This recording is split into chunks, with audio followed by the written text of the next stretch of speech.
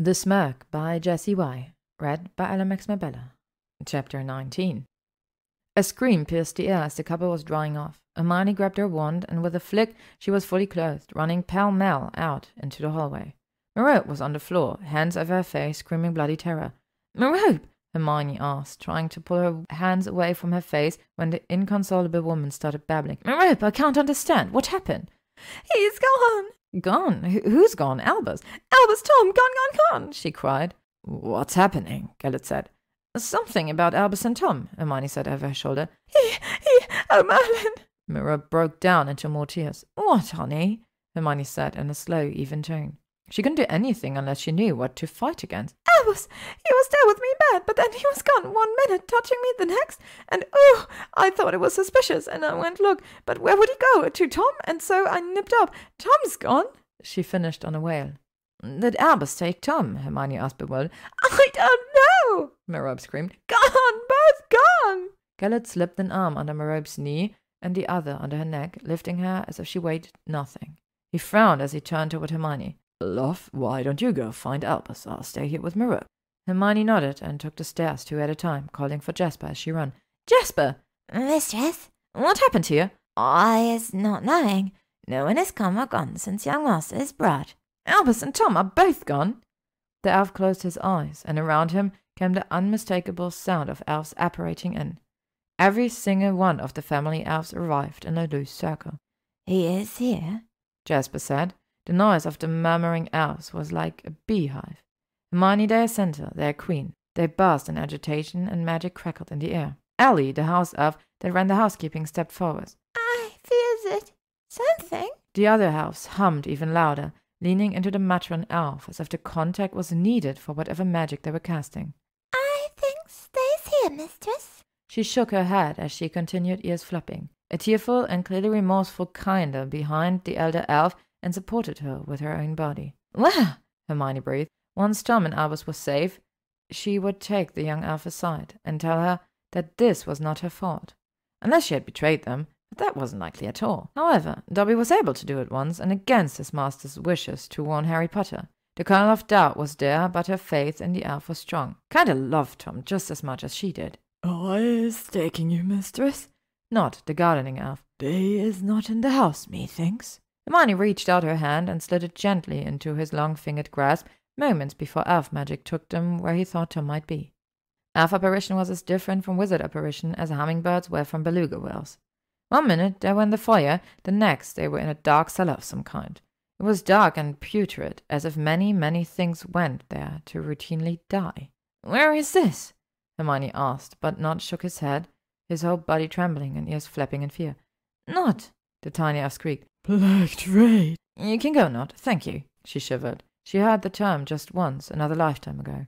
She had forgotten all about the tunnels because, in her time, they were collapsed. They were a catacomb of significant number of interconnecting tunnels that presumably went the length and breadth of Hogsmeade. It was one of the ways she had thought they might get into Hogwarts during the time on the run with Harry and Ron. If she hadn't been so terrified something would happen to Tom, she would be in her element studying the old tunnels in which the magical community used to trade, back before they had a central wizard-only town. "Thank you, mistress," Nod breathily said before he was gone. "Lumos," she murmured, glad she had had her wand when Nod had offered to take her. Tom was crying in the distance, a high-pitched baby wail that reverberated off the walls all around her, something which was very unhelpful when trying to choose which tunnels would lead her to her nephew. Tom Riddle, the boy who stole her heart. "Stop right there," a guttural voice demanded from behind her. She froze. That voice, she knew that voice. Nostrils flared as she caught a whiff of a strange odor. Blood, but not blood. Well, not human blood, anyway. That is one smell that she would never, ever forget, not as long as she lived. Her insides ran cold, and she tried to slyly hide her wand in her pocket, hoping he wouldn't notice. Out of sight, out of mind, right? Marvolo. "Ah, yes, Merope's brilliant, sister." He sneered, moving close enough to shove the tip of his wand into her back. She winced but stayed still. "I should have known it. Would be you, and not the user's daughter of mine." "You? He said condescendingly. She could feel his wagging finger near her shoulder, brushing her curls. "You don't get to speak. Incarcerus!" A surprised breath left her as she felt tight ropes spring around her, tightening until she struggled to even breathe. Shh, he crooned in her ear gleefully, chuckling as he made her walk backward the way he had come. She stumbled over unevenly packed earth, gritting her teeth against his rough handling. At one point, he abandoned the ropes in favor of sinking his cruel hands into her hair, remarking that she was so much better behaved that way. Hermione fought the tears that sprung to her eyes from the pain. It was nearly then that she drew her wand, cutting him down in a haze of rage, but at the last minute she reminded herself that she had so much trouble on her own trying to figure out where the baby cries had originated. It would be to everyone's benefit if he let her write to Tom. The light blinded her as he flung her into what could be best described as a room with packed earth all around, only a few old and weak supports throughout. Hermione landed on her front, dirt shoved up her nose, and scrapes newly opened on her chins and knees. Again, his hand was in her hair, pulling her face away from the ground. Marvolo sneered. You ain't the first to come. Hermione's eyes widened in horror as a bound Albus Dumbledore met her gaze. He was trussed like a hog for slaughter, his mouth filled with a grey shirt that had bloodstains on it. His hair was a complete mess, and his nose had been broken. A trickling macabre river flowed over his lip. He looked rough, but he didn't look to be in any danger of dying right in front of her. Mentally, she sighed in relief. Albus would be okay. Funny how, after everything, they became friends in the end. Looks terrible, doesn't he? Marvolo said in a pleased sing-song. Hermione scrambled to her knees to take some sort of pressure off of her burning scalp, tender curls to clutch between his unforgiving hands. With a strength she didn't know he possessed, he crab-walked her over to the far wall, Albus and her on opposite sides. What are you doing here, Marvolo? Hermione asked. Funny you should ask. It really is a thrilling tale, and since the three of us have nothing better to do, and at least one of you is going to die, I don't see any reason not to indulge you. His grin was filled with malice as he settled against the dirt wall. It all started after your infamous duel, when the first stirring of a rumor began making the rounds. I don't often care about such things, but this one hit awfully close to home. A time traveler had come with the intention of changing everything. Hermione narrowed her eyes and pursed her lips. He laughed, pleased that he seemed to know something that she did not. It was one of my oldest, dearest friends, one of Grindelwald's own generals, for the cause in fact. Usually he wasn't one to tattle on his leader, but Gallus Farley has such a convincing mouth, or so I hear.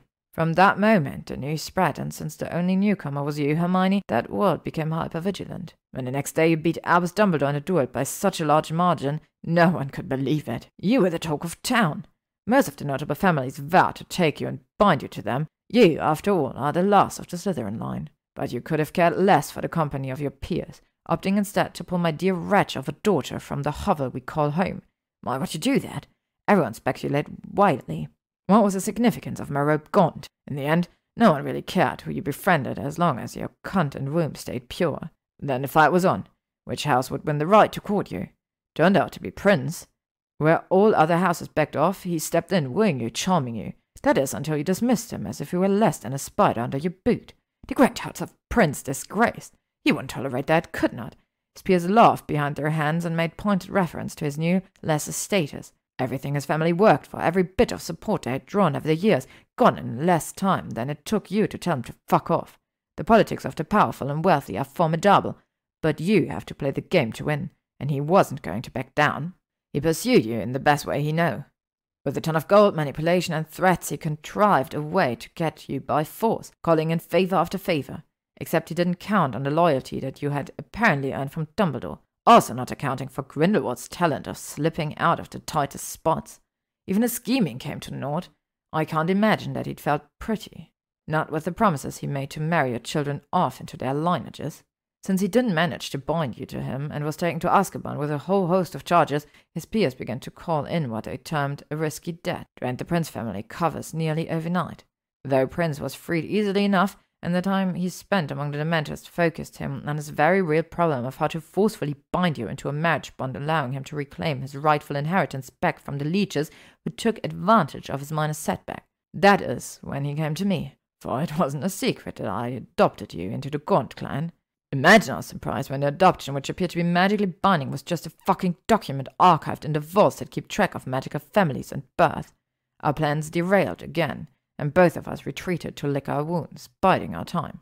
This time it was me who approached him. I'll need Tom to carry on the Gaunt name, to bring glory back to our noble house. To do that, he would need to be raised by me. I tried to tug the idiotic heartstrings of Moreau by pretending to be at death's door, but with Dumbledore there to support her decision, and you as a powerful backer, she didn't dance to my tune.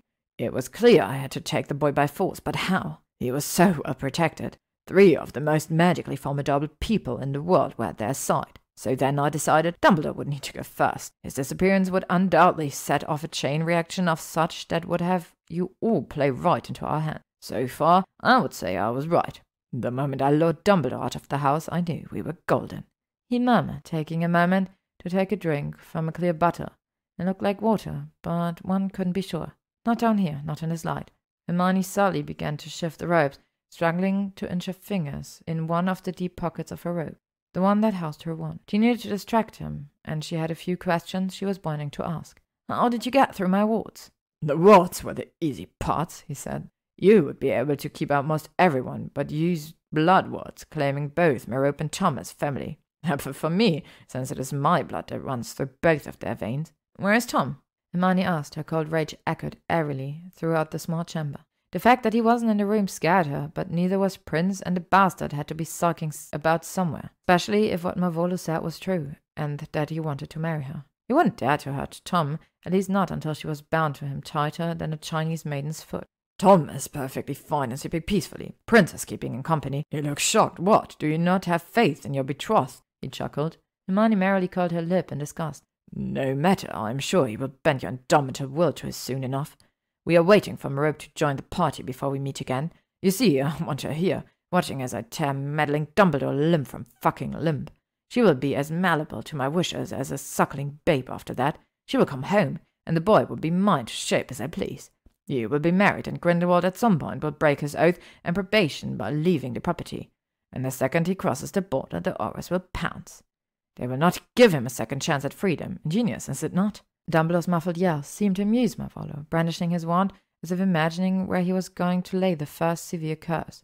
It was at times like this where she really believed that the inbreeding finally broke down the credibility of the line. Marvolo never checked her wand, never thought about how she would have gotten to the tunnels without one. He never tried to disarm her or summon the thin length of wood. And it baffled her. Was he just that arrogant, or was he truly just so lost in his plan that he forgot to account for it? Finally, her wiggling fingers made contact with the butt of the wand, and with her 2 longest fingers attempted to shimmy the thing out of her pocket into her hand. It was slow going, but after several tries she managed it, more than a little elated. She clenched her hand around the handle and began the movement for disarming when a red stinging jinx hit her wrist, causing her to drop it. She hissed and looked towards the door where Magnus Prince had walked in, baby in one arm, wand in the other. Tom was sleeping and thankfully seemed unharmed. However, both Dumbledore and she found themselves wandless. Hermione felt so entirely stupid to not have looked around before showing her wand. For all the mocking she had done to Albus during their duel, she had gotten complacent, no longer the battle-hardened warrior. She swallowed hard, bitter at the irony. She would go down fighting and would die if necessary to ensure that Tom would never, ever be raised by either man who controlled the room. "My little Hellcat," Prince crooned, catching her wand mid-air as it sailed towards him. Marvolo strode across the small room and took Tom in his arms, waking him.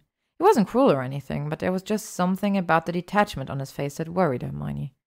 There was no doubt in her mind that Tom would be abused if left in his grandfather's care. "Why are you here?" Marvolo hissed at his partner in crime. Prince looked unamused and stayed silent, as if he didn't answer to anyone for any reason. "Magnus, is what he said true? Are you trying to force me into marriage? Is it because I am a time-traveler like he says?"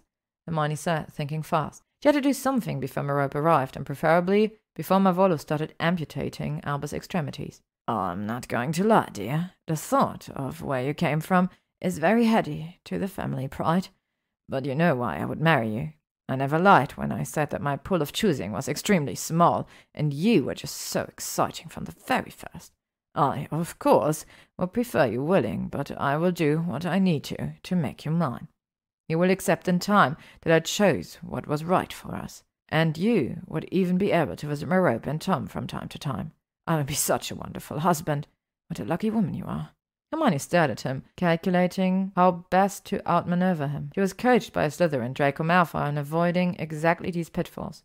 She even carried the name Slytherin for Merlin's sake, and Hermione Granger wasn't without her own brand of cunning. All of a sudden, inspiration struck. What did he want most, and how close to giving it to him would she have to go? First, they were still on her property, the wards on lockdown by elves and aurors alike. Secondly, neither Merope nor Gellert were prisoners, and she hardly doubted that Gellert wouldn't move heaven and earth to protect her.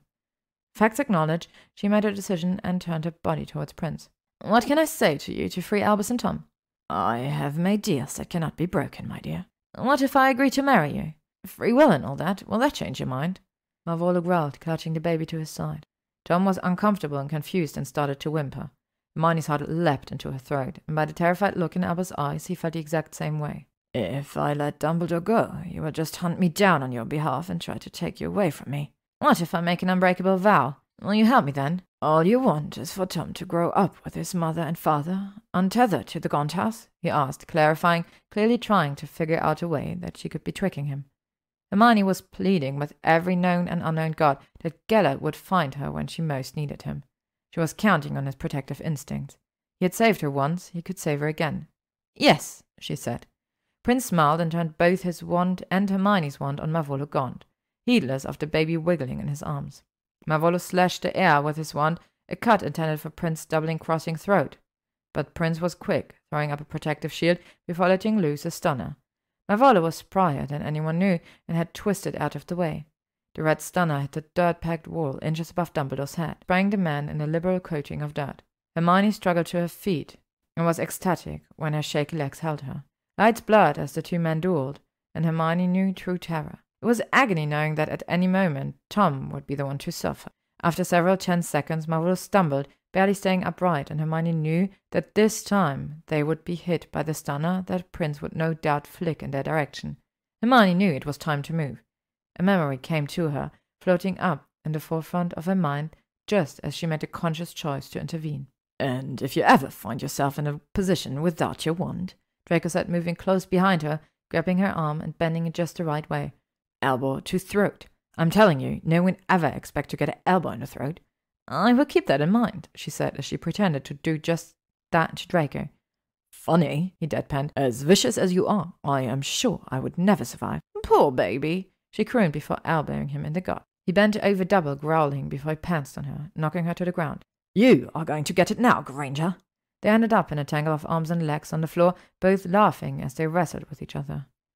Hermione felt as if the memory replayed instantly as she called her body as she ran towards the dueling pair, first shouldering Malvolo out of range, then throwing an elbow that caught Prince perfectly under his chin, causing him to choke.